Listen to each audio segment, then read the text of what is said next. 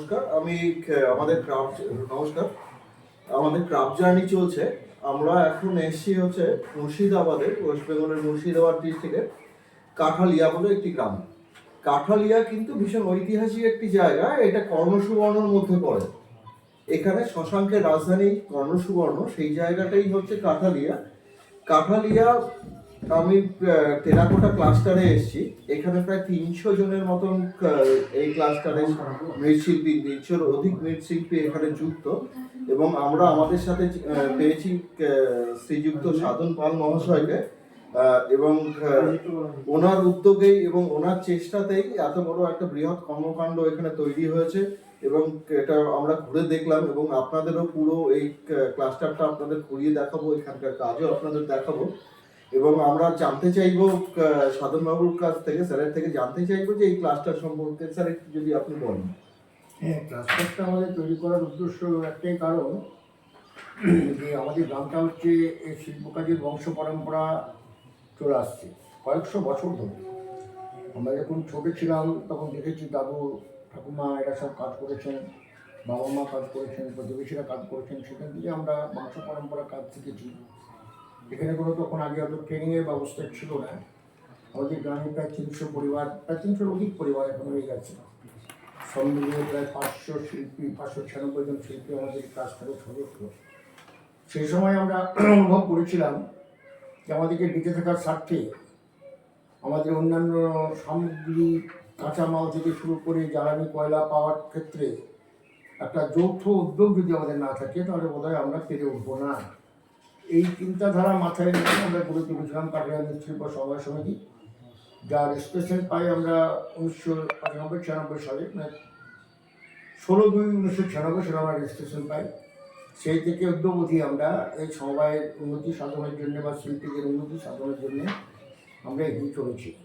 বিভিন্ন ধরনের ট্রেনিং, কৃষি হ্যান্ডিক্যাপ, খাদ্য দপ্তর, আমাদের ডিআইসির মাধ্যমে যে ট্রেনিংগুলো ডাইরেক্টর অফিস থেকে হয়, বিভিন্ন ধরনের ট্রেনিংয়ের ব্যবস্থা সমিতিতে আমাদের হয়। এখনও বর্তমানে একটা ট্রেনিং আমাদের শেষ হলো, সেটা হচ্ছে কৃষি হ্যান্ডিক্যাপ বর্ধমান অফিস থেকে আমাদের দিয়েছিলেন টেরাকোটার উপরে একটা ট্রেনিং। আর মূলত এখানের ঐতিহ্য হচ্ছে যে জন্ম থেকে মৃত্যু পর্যন্ত মানুষের যা যা প্রয়োজন হয়, মাটির জিনিস, থালা বাটি গ্লাস, পুজোর ঘর, ধুমেজি প্রদীপ, মসজিদ মন্দিরের মিনার, বিভিন্ন জিনিস আমরা এখানে তৈরি করে থাকি। বিভিন্ন ধরনের পুতুল তৈরি করে থাকি, যে পুতুলটার ঐতিহ্য হচ্ছে কীভাবে সমাজ জীবন গঠন হয়েছিল, কীভাবে আগে কৃষক ফসল ফলাতো এবং সেই ফসলটা এত যন্ত্রপাতি ছিল না, সেই সময় কীভাবে সেই ধান থেকে চাল হবে, সেটা ঢিকির মাধ্যমে কীভাবে মানে ধান থেকে চাল তৈরি করা হতো, সেটা আমরা পুতুলের মাধ্যমে দেখাই।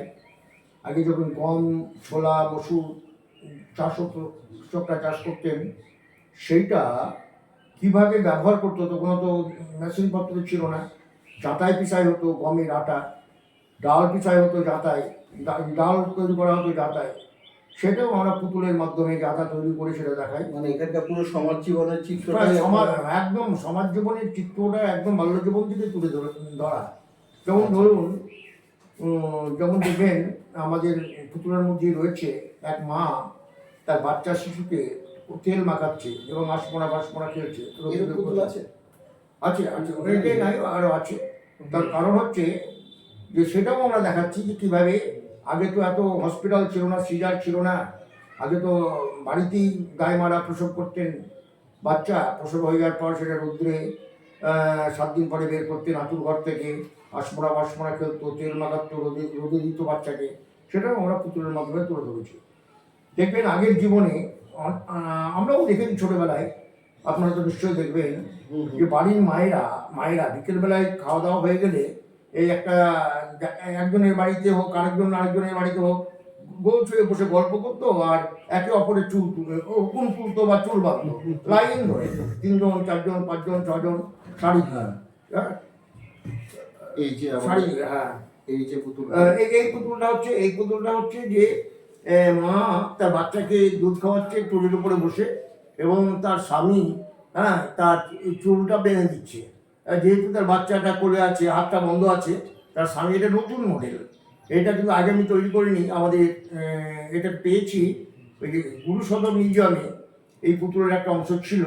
আচ্ছা। এখানে আর্ট, কলকাতা গুরু সদর মিউজিয়াম, হ্যাঁ হ্যাঁ হ্যাঁ। এবং সেখান থেকে এটা ছবি তুলে যারা এই আর্ট করে, যদি গবেষণা করে, তারা আমার কাছে পাঠিয়েছে এবং তারা বলেছে এটা আমাদের 4 পিস যেমন পরিচয় আপনাকে তৈরি করে দিতে হবে এবং অবিকল এই মডেলটি যেন হয়, সেটা আমি চেষ্টা করেছি তুলে ধরার। এটা ওনারা আসবেন কিছুদিন পরে, এবার নিয়ে যাবেন। ওরা বর্ধমান আর্ট কলেজের প্রফেসর আছেন, আরও সব নানান জায়গার আছেন ছাত্রছাত্রী, তারা আসবেন, নিয়ে যাবেন। এখন এই হচ্ছে বিষয়। আরেকটা বিষয় হচ্ছে যে আমরা যাতায়াত বিষয়ের কথা বললাম, উকুন তোলার কথা বললাম, বাচ্চাকে তেল মাখানোর কথা বললাম। এই যে আমাদের হ্যাঁ, যাতাই বিষয়ের এটা যে যাতা বিষয়, এটা যে যাতা বিষয় যে দেখাচ্ছি আমরা, এটা একজন, হ্যাঁ এটা একজনে যাতা বোঝাচ্ছে, আবার দুজন দুই দিকে বসে থেকে যাতা বিষয়, যেটা গম ভাঙে, গমকে যখন আটা করে, গম থেকে যখন আটা হয়, হ্যাঁ সেটা দুই দিকে বসে বিষয়, সেটাকে আমরা বলি এটা আটা বিছাচ্ছে। এটা ডাল তৈরি করছে, ডাল, ছোলার ডাল, মসুর ডাল, যাতাই ভাঙতো, সেটা দেখাচ্ছে। আচ্ছা, একটা জিনিস বলছি, এখানে তো শশাঙ্কের ঢিপি পাওয়া গেছিল হ্যাঁ, এবং সেই পুরনো ঐতিহ্যের পুতুলও তো আপনারা ওটাকে আবার করছেন।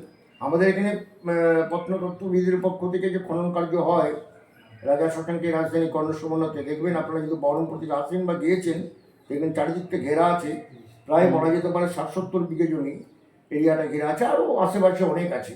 ওখানে সমস্ত খনন কার্য হয় এবং খনন কার্যের সময় দেখা গেছে মাটির তল থেকে যে ভাঙাচোরো এই মাটির প্রোডাক্ট পাওয়া গেছে, কালো বা লাল বা পুতুল,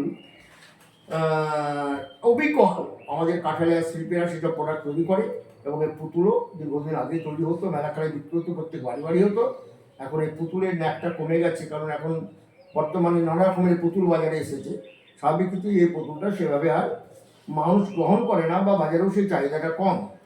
এখন এটা বাঁচিয়ে রেখেছে একমাত্র আমি এই কারণেই যে বড় বড় মিউজিয়াম বা যারা এই নিয়ে গবেষণা করে, তারা বলেছেন যে এটা প্রায় 400 বছরের ঐতিহ্য, এটাকে আপনি বাঁচিয়ে রাখুন, ধরে রাখুন। বিশ্ব বাংলায় এটাকে অর্ডার হয় আমার মাঝে সাঝে, বিশ্ব বাংলা আমার কাছ থেকে অর্ডার দিয়ে মালটা নিয়ে, জানি না ওরা কোথায় বিক্রি করে বা কোথায় সাপ্লাই দেয়, কিন্তু এখন বিশ্ব বাংলাতেও আমরা দেওয়ার সময় পাই না, মানে আমার পক্ষে সম্ভব না। আমার তো 74 বছর বয়স হয়ে গেছে। তবে আমি ট্রেনিংয়ের মাধ্যমে দুটো বৌমাকে আমি প্রশিক্ষণ দিয়েছি, তারা মোটামুটি শিখে নিয়েছে এবং তাদেরকে ভেবেছি যে ঐতিহ্যটাকে ধরে রাখো, কারণ বিলুপ্ত যাতে না হয়ে যায়। এই একটা বিষয়। আরেকটা বিষয় আপনাদের কাছে বলে রাখি যে আমাদের কাঠালিয়া গ্রামের যে মন্দিরের মসজিদের মিনার কালো কালারের, সারা ভারতবর্ষে যেখানেই দেখবেন কালো কালারের মিনার মসজিদের উপরে আছে, কোনটায় 5টা আছে, কোনটায় 9টা আছে, কোনটায় 7টা আছে, নানা রকমভাবে থাকে। অনেকে ঈদগাহে দেয়, অনেকে মানে মারা গেলে পরে কবরস্থানের উপরে দেয়। এই যে মিনারগুলো একমাত্র কাঠালিয়ার প্রোডাক্ট। এখানে অনেকেই চেষ্টা করেছিলেন অন্যরকমভাবে সিমেন্টের করা, আনন্দ জিনিসের করা, কেউ ওটাকে ধরে রাখতে পারেনি, একমাত্র আমরাই ধরে রেখেছি। এর বৈশিষ্ট্য হচ্ছে যেখানে কোনো কালার করা না, এই মাটিতে আমাদের টেরাকোটার কালারই দেওয়া, লাল কালার, সেটাকে পোড়াবার সময় ধোঁয়া খাই সম্পূর্ণ লাল করা হয়, কালো করা হয়। এবং আপনি যদি ভাঙেন মাটিটা, তাহলে দেখবেন মাটির ভেতরটা সেটাও কিন্তু কালো হয়ে গেছে। স্বাভাবিক যদি 100 বছর কি 150 বছর কি 200 বছর কি 1000 বছর যদি বাইরে থাকে, যদি কোনো আঘাত না লাগে, তাহলে ডিসকালার হবে না, নোনা লাগবে না, কোনো কিছু লাগবে না। এটার বৈশিষ্ট্য। এটা সারা ভারতবর্ষে যে কোনো মসজিদে দেখবেন এই প্রোডাক্টটা কাঠালিয়া প্রোডাক্ট। আমরা কিন্তু একটা ভীষণ সাম্প্রদায়িক সম্প্রীতির ভীষণ ভালো একটা লক্ষণ বা সম্প্রদায়ের চিহ্ন আমরা এখানে দেখতে পাচ্ছি। কাঠালিয়া আছে, এটা কাঠালিয়া স্পেশালিটি। এখানে যেমন শশাঙ্কের পুতুল রিক্রিয়েট করা হচ্ছে এবং সাধনবাবুর হাত দিয়েই সেগুলো হচ্ছে, এবং প্রায় 1500 বছর কতদিন অনেক দিন ধরে এই পুতুলের ঐতিহ্য বয়ে চলছে, এবং উনি চাইছেন যে এই লেগাসিটাকে ধরে রাখতে এবং পাস অন করতে। ওনার দুজন মহিলাও এখানে ট্রেনিং করেছে এবং পুতুলটা বানানো শিখেছেন। আর তার সাথে সাথে মসজিদের মিনারের উপরে যে কাজটা হয়, ওইটা কিন্তু একমাত্র সারা ভারতবর্ষে কাঠালিয়াই বানায় এবং সারা ভারতবর্ষ জুড়ে চলে যাচ্ছে। এবং সেই হিন্দুর হাতের কাজ মুসলিমের মিনারে আছে। এটাই হচ্ছে আমাদের প্রকৃত ভারতবর্ষ। এটাই আমাদের শেখাচ্ছে যে আমরা সম্প্রীতির মধ্যে ঐক্যে বাস করতে ভালোবাসি। ধন্যবাদ। আমরা আপনাদের পরের ভিডিওতে পুরো কাজগুলো ঘুরে ঘুরে দেখাচ্ছি। ঠিক আছে, নমস্কার।